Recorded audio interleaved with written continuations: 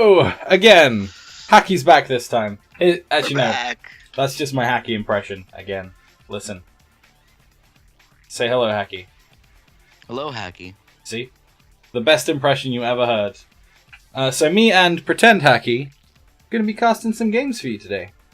And as I was saying, it's the first bash without Lasgar's Vengeance. We've had some Arcanum Vaults, but obviously those aren't that long in terms of rounds, and much less intensive on decks involved.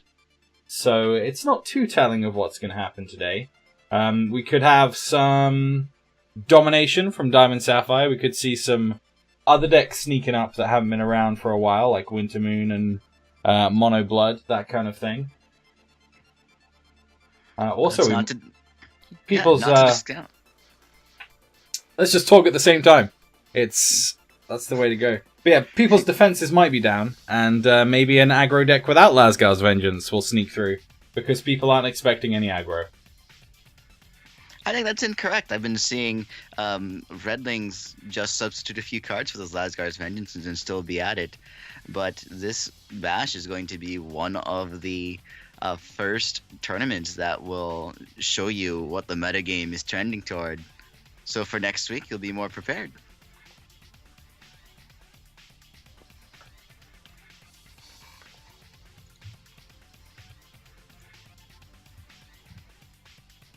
I'm looking at these lists that are showing on screen. These deck lists, Lasgar's Vengeance, all sorts. Though we have those deck lists, many of them are still valid. Just substitute Lasgar's Vengeance for something else. But giving you an idea of the kinds of decks that you might still see. And some that are just let free from Lasgar's Vengeance not being a threat to their 4 defense or lessness.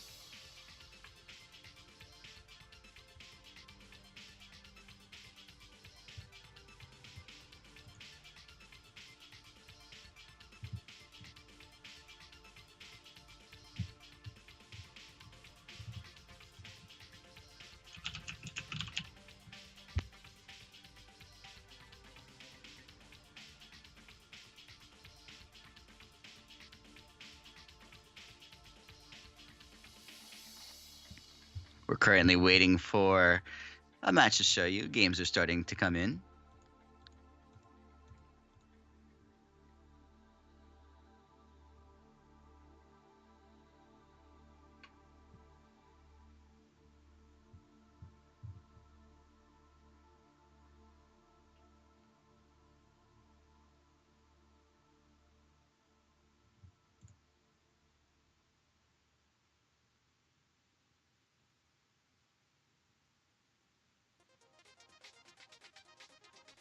Yeah, things are going to be switching up today. Sorry, I had to sort out something in the back end there. Something is going to change today. It's just a matter of what is going to change. Because, I mean, we've seen some people trying to prove the Redlings is going to kick just as much butt as it has been doing. So maybe it will. Maybe it will. But I fear that definitely Lasgar's is a huge part of what kept that deck so present in the metagame and in the top 8. We actually have around 70 players today, so the contention for top 8 is definitely in question, because a lot of the people we're seeing playing today are people who've done well before. There are a lot of people in the event today that have been placing quite highly in these events, and there is less competition for them today, so it'll be interesting to see what they've all bought. I'm sure that for definite we're going to see either some new stuff today or some stuff we haven't seen in a long time. It's definitely going to be a fresh feeling tournament for at least part of it. You know, obviously Diamond Sapphire is still very good. That hasn't changed much there. And honestly, the loss of Lasgar's Vengeance doesn't necessarily mean that people can start playing troop-based decks, because everything you gain in that respect that, from Lasgar's leaving is still very present from cards like Eldorathian's Glory and Clash of Steel. So you're still at risk playing a troop-based deck, but you just don't have to worry about as many decks countering you. You know, Eldorathians is still very powerful, and it still, you know, completely shuts down those low defense troop based decks in the exact same way that Lasgar's does. So maybe we won't see that resurgence of troop based decks. Maybe we will. It's going to be interesting. The thing about Elderathian's Glory, of course, is that once you hit one with a hero fall, there are no more Elderathian's Glories to worry about. So potentially those blood decks have an opportunity here to come in and fill that niche. We also have the Board Sweeper Massacre that may find the place in decks as a pseudo Lasgar's Vengeance. Doesn't hit as hard and, of course, is double-sided. Ivan Slagpot in particular could have access to it. As well as Mono Blood, being a double blood 4-cost -3/-3 to the board. Yeah, Slagpot does have access to it, that's true, but it's also... It might not want to play it, but we'll play it very carefully. Yeah, I think Lasgar's being one-sided was definitely to the advantage of the Slagpot deck, because it does, it doesn't care too much about keeping troops alive because they do have value in the crypt, but also at the same time, those big swings tend to come from the fact that you can clear the opponent's board and have a board of your own as well. So it's going to be interesting. I don't know what's going to happen, but I think that likely some players are going to be playing blood, more blood than we normally see. Definitely the Kagalichu and Takahiro Deathcry decks that have been running around certainly have a better chance this week, and perhaps even without all of the Lasgars rolling around, the Mono Sapphire decks that we've consistently seen people been playing actually have a chance too, because it's a lot easier to get rid of those Magistrates and those Empress of Ice when Lasgar's Vengeance doesn't exist. I've got a game up. Are you ready? I'm ready, let's do it. Alright. I've pulled up here. We have on the bottom Publicuser playing Kagalichu, and on top we're featuring Yasi bringing Ivan Slagpot. So here we will see Yasi 7th in the Cosmic Crown Showdown 2 weeks ago,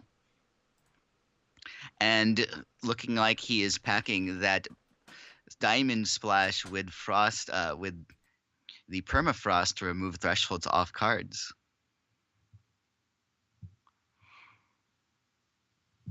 Interesting. I wonder if that's to deal with double thresholds. I mean, surely you'd just be better running additional shards there, but yeah, interesting. Permafrost in a deck that up until this point has been, mostly just Blood and Ruby. So I wonder what that's in there for. When we last saw Yasi, he was playing Prince Zakaz as Splash in there. That's true, I remember that, yeah. So, likely just for the Zakaz, and it did quite well from what I remember. The Zakaz in there did some work. A Publicuser on the bottom, bringing in Eager Lackey for deploy. It's not quite clear what kind of Kagalichu Publicuser is bringing in. It does not look on first glance to be a Deathcry based deck, but there's not very many cards for us to determine that.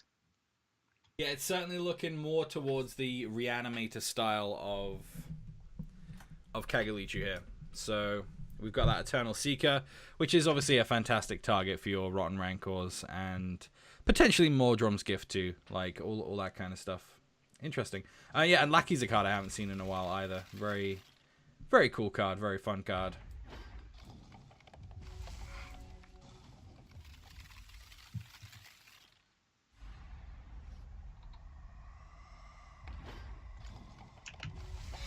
So first up, we're seeing the Gravengeist come in with no thresholds, and makes sense because there is actually no blood shard in the hand of Yasi here. Just getting that one drop down to try and get that early aggression in. It's met with Cheap Shot, which makes a Shadowtail BMX Bunny. It's a 1/1 with a 1-shot to make it unblockable. Do see that Well of Hatred come to hand, so that's the threshold sorted. We see Tomb Swap here as well. That's a pretty interesting card that you don't see too often. The Rider swings in. And the Lackey comes down, and Lackey's gonna push out a Springlitter Disciple. Interesting. It's a 3/4 and created 1 cost. Will a second copy will be created. If he's running cheap shots and tomb swaps, that's actually relevant in this matchup. We see Strangle come down on the web spawn. Web spawn there can make extra dreadlings every time something is scrounged. We see Cottontail come off the top. We see the charge power activated there. And a Strangle to hand as well. So that's, you know, most things dealt with here. It's unlikely we see a block because Gravengeist is so valuable by itself. And the Strangle comes down to get rid of that.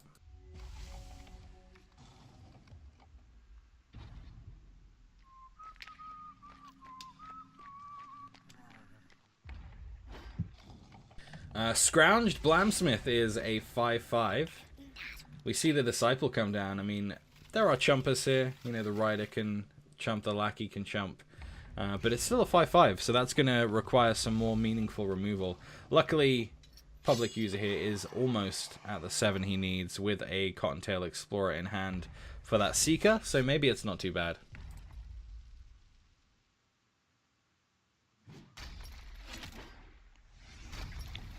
The Noble Sacrifice, BMX Bunny blocking that 5 damage from Blamsmith.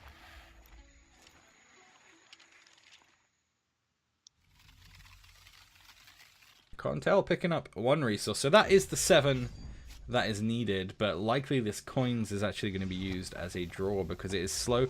Doesn't help that Seeker come down next turn, so likely the -2 to health and draw a card is the option here. We do see a Cremate going down on the Explorer to stop that chump block, and then a Apprentice coming scrounged as well. It's a lot of damage. You know, even with the chump here, it's still 7. It'll bring Publicuser down to 9 health.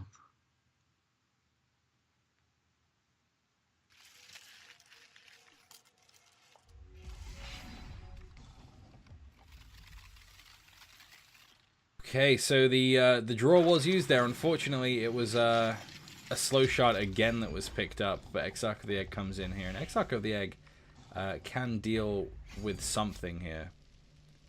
It's just a question of what it deals with. So it's actually going to be chumping the Blamsmith. Swift Strike, of course, means that the Exarch is going to go down before it can deal damage back. And there we see the Spontaneous Combustion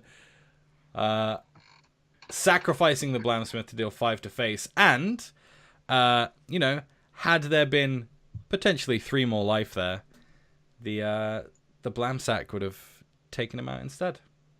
Yeah, that scrounge from earlier, both beefing it up, becoming a giant blocker with that Swift Strike gem, and also giving it that Deathcry summon, a Blamsack for extra 3 damage with Spontaneous Combustion. That looks to be a planned combo in there to help finish off the opponent. I mean, it's if you take into effect that you've scrounged the Blamsmith, that's an 8 damage Spontaneous Combustion, right? Because you get 5 from the Blamsmith, and then the Blamsack that you get from that will trigger in the end phase and deal another 3. So, you know, that's a pretty big reach on damage there. And I thought that opening hand, I don't think we mentioned it, but it's worth discussing. Yasi's opening hand did not have blood in it, had only 2 blood cards, and he kept Permafrost and Ruby, playing Permafrost first to make the Gravengeist thresholdless and playing that turn 1. He had several turns to get that blood before needing to really worry about threshold. The rest of his hand was Ruby. He, you know, it's still a risk. He may not have had that blood for the entire game. Not having it in your opening hand, you don't know if you're going to get it. Obviously, it's a calculated risk, and you know you still if you still have plays, and you have a few turns, then you're likely okay. Man, I really like spontaneous. Spontaneous is a new word that I just made today. It's kind of spontaneous, but not quite all the way.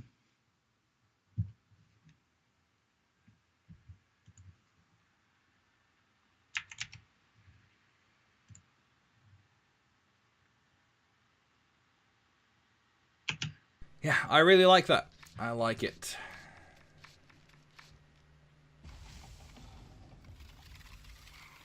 All right. Game 2, Publicuser versus Yasi, with Yasi up 1 game. Publicuser has just played a Blood Shard. Blood Ice, in fact. And it's a little bit slow, honestly. The Hierophant is there, which is a fairly decent card in this matchup, but the only other card that's playable here is a Yazican, and that's a turn 6 play, and against Redlings, that might be too slow. Yasi is holding Prince Zakaz in hand, but currently no way to get that diamond threshold or remove Prince Zakaz's thresholds. He is also holding Blamsmith and Spontaneous Combustion once again, but no way to get Scrounge as of yet. Besides the Ivan Slagpot power.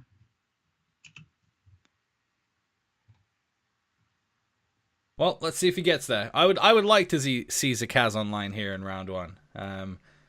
You know, that it's what it's there for. It's there to be used. So hopefully we get to see it come online. And we immediately, straight away, see that Crypt Dust coming off the top there, which means that, you know, the thresholds are there. They're ready.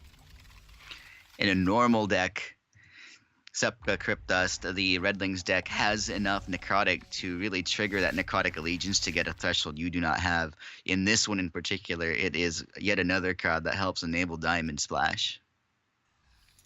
In a normal deck, or one of my decks, I would never have seen that Crypt Dust, and Zakaz would have sat in my hand for the entire game. But Yasi is another level of player here. We see the Bloodsworn, the Lasgar's Bloodsworn, which is a card that actually has some power to it.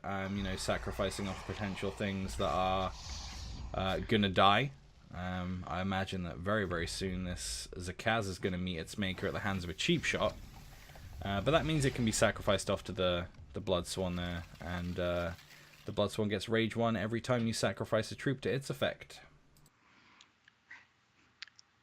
3/3 Crush by itself, giving itself a Rage 1, kind of like Emperor's Lackey, a way to sacrifice troops that are being targeted. A solid addition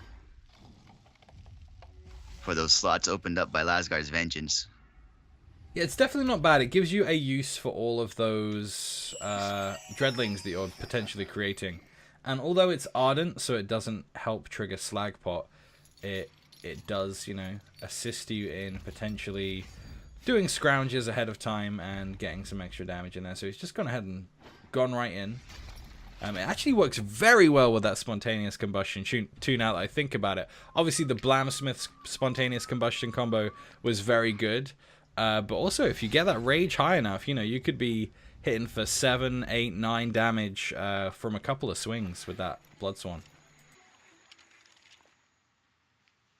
The Runia Hierophant on Publicuser's side was socketed with the double Death Cry, so an Abomination Blight Blossom joined Kagalichu's board.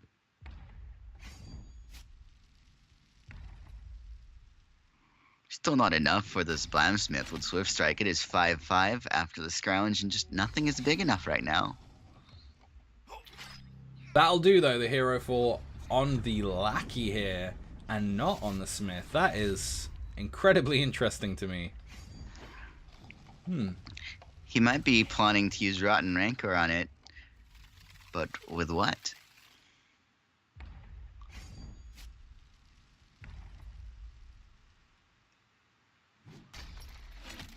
More 5/5 Blamsmith chump blocking.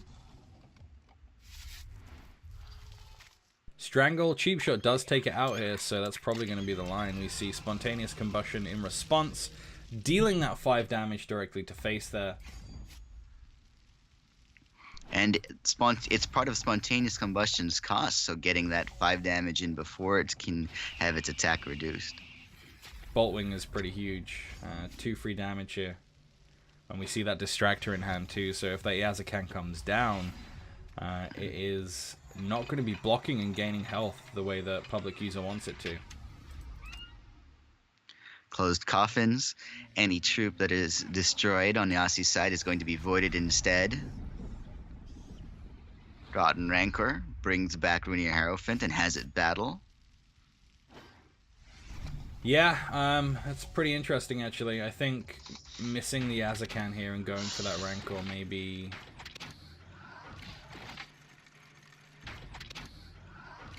maybe the undoing here, but we'll see. I mean, it can still block these guys. Those two distractors have come in and stopped a couple of things from blocking, but the Yazakan's still going to be there. Yasi holding a Cremate in hand, getting 1 damage through after making Hierophant unable to block. Brings Publicuser down to 5.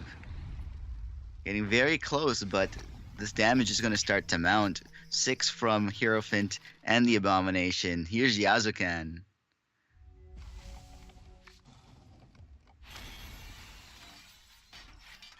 And Yasi not drawing the damage he needs to close out this game. Publicuser evens it out versus Yasi 1-1. Yeah, that was close. I mean, I just really like spontaneous combustion. Obviously, the Blamsmith is a good target for it, but the other targets aren't bad either. Like, you can at will trigger a Crusader, and again, that Lasgard's Bloodsworn is huge damage potentially.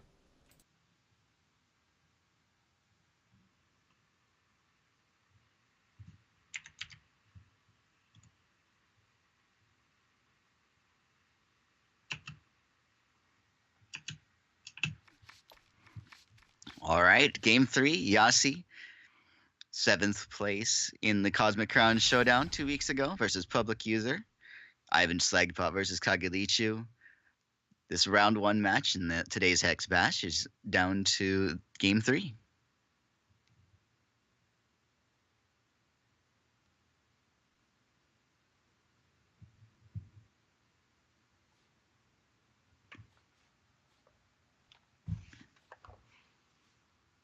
An interesting hand from Yasi.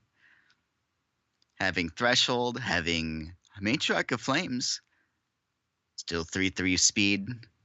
Might not get to the triple Ruby Threshold, but another aggressive threat, holding Prince Zakez, but currently no way to get him out with that Diamond Threshold.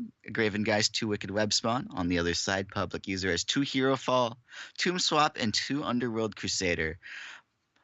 Interesting note that the Underworld Crusaders seem to be socketed, not with speed, but with Skyguard and Steadfast. Yeah, I mean, it's obviously mainly for the Steadfast, but you can hit those Graven Geist with the Skyguard too. It just makes sense against an aggro deck to, you know, have some attack while also being defensive. But those Hero Falls are very relevant here because there are 2 Web Spawns in that hand, and Web Spawn, as you know, is one of the key cards for this type of deck. Wicked Web Spawn, when you scrounge, you get 2 Dreadlings. That is scrounge, that is damage, that is sacrifice fodder for your things that want it.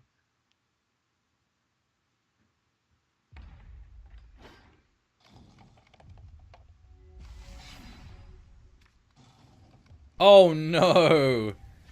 Oh no. I mean, that's potentially a horrible draw, depending on if this Matriarch makes its way to the board next turn. This could be really bad for Yasi with those 2 Hero Falls there. Could be really bad, or could only be the loss of 1. We'll see what he decides to do. With no knowledge of what's in the opponent's hand. But Publicuser could just as easily decide to play an Underworld Crusader. Yeah, perhaps. The Matriarch makes the most sense here because it means the Slagpot is going to yield 2 Dreadlings instead of 1. And honestly, that is not the best for Yasi here, because if Publicuser sees that Web Spawn as the threat, then his hand is going to look slightly less useful the next turn. Fortunately, it's the Matriarch of Flames that meets its maker there. Bullet dodge there for Yasi. The players may not know what's going on at this point, but we see the action. So yeah, we have the Graven Geist there providing the +2/+2 scrounge, and the Web Spawn providing the Dreadlings, and it's not looking good. Yeah, even if a Hero Fall and that 4/4 Wicked Web Spawn, still with Kagalichu down to 5, that is not going to be enough. And here, an Underworld Crusader, but what Scrounge 2 cost 2/1 makes something unable to block? Actually, I don't even think it matters here. Double web spawn for Dreadling Madness. Oh, and you can do it too. They're all 2 cost. Nothing to block, 1 resource. No cheap shot, nothing. This is going to be Kagalichu. Dreadling swarmed. Yasi showing he does not need Lasgar's Vengeance to win this matchup. Yeah, I really like Yasi's build there. It's very, very potent, and it's got a couple of tricks in there that I really like. I like the Zakaz. Zakaz is potentially really good against the Diamond Sapphire decks. Until Elder Artheans comes down anyway. But potentially, you're taking those off the top of the deck anyway. And, yeah, the spontaneous combustion is a nice surprise too.